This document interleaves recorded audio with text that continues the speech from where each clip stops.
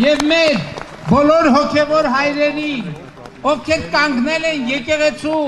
բարենորոգման ճանապարհին, եւ մենք պետք է պաշտպանենք նրանց, մենք պետք է թիկուն կանգնենք նրանց, այնպես ինչպես իրենք այս դժվար պահին թիկուկ են կանգնել իրենց ժողովրդին եւ իրենց պետությանը։ Կամ այսպիսի հանգամանք, որ հիմա փորձ է արվում մատնանշել, տարբեր խնդիրներ առաջ քաշել, ես ուզում եմ հստակ լինի, որևէ մեկը Հայաստանյան Առաքելական Սուրբ եկեղեցու բարենորոգման օրակարգի որևէ հետևորդ չի ասում, ինքը իրեն չի սրբացնում, ընդհակառակը այդ տեքստի մեջ հստակ արձանագրել է, որ մեզնից յուրաքանչյուրը ընդունում է իր մեղավորությունը եւ իր պատասխանատվությունը։ Մենք էլ պիտի, գիտեք ինչ, մենք էլ պիտի ընդունենք մեր մեղավորությունը եւ պատասխանատվությունը, որովհետեւ հիմա ըստ էության ստացվում է, որ մենք մի շատ կոպիտ սխալ ենք գործել երկար ժամանակ, մենք մեր եկեղեցուն մենակ ենք թողել հերձվածի հետ, մենք Հիսուս Քրիստոսին իր եկեղեցում մենակ ենք թողել այդ հերձվածի հետ, եւ այսօրվա քայլարշավը նրա մասին էր, որ մենք վերադարձել ենք, մենք եկել ենք եւ մենք այլևս մեր եկեղեցին եւ մեր եկեղեցու հոգեվոր սպասավորներին եւ մեր եկեղեցուն մեր Տեր եւ Փրկիչ Հիսուս Քրիստոսին մենակ չենք թողի եւ մենք եկել ենք, այսա պատճառը, գիտեք շատերը դրա մեջ քաղաքական ակցիա են տեսնում, այսա պատճառը, որ այդ թվում ես եւ մեր կառավարության ներկայացուցիչներ պատարակների ժամանակ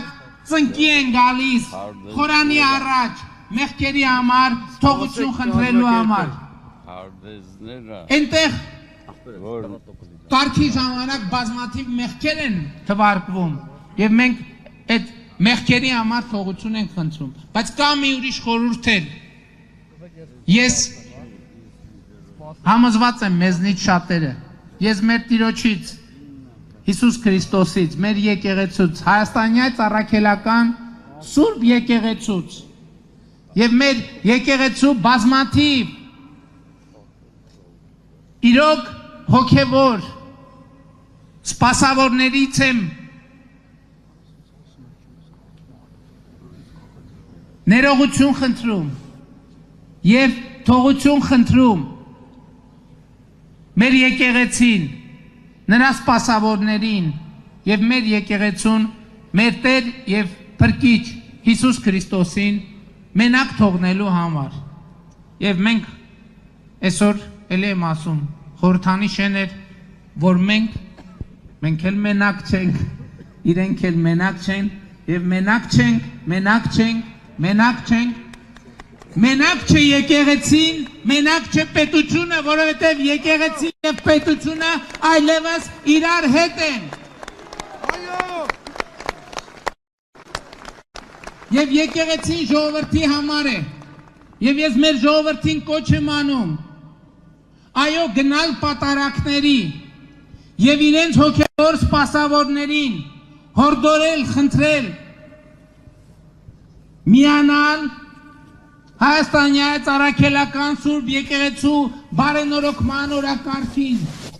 հորդորել պատարակների ժամանակ, զեղչել այն անունը, որը չպետք է հնչի խորանից, մինչև այն պահը, երբ որ մենք կունենանք Հիսուս Քրիստոսի անունով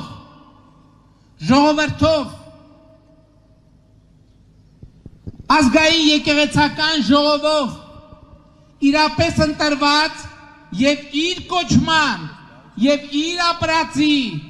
իր աշխարհայացի, իր հոգու պարունակության իմաստով լեգիտիմ կաթողիկոս։ Ես կոչ եմ անում բոլոր տեղերում, բոլոր պատարակներին մասնակցող մեր ժողովրդին նախ մասնակցել պատարակներին եւ պահանջել, հորդորել, խնդրել, որպեսզի հոգեվորականները, պատարակող հոգեվորականները, այդ եկեղեցիներում ծառայող հոգեվորականները միանան բարենորոգման օրակարգին, հանուն Հայաստանյաց առաքելական Սուրբ եկեղեցու, հանուն Հայաստանի Հանրապետության եւ հանուն մեր Տեր եւ Փրկիչ Հիսուս Քրիստոսի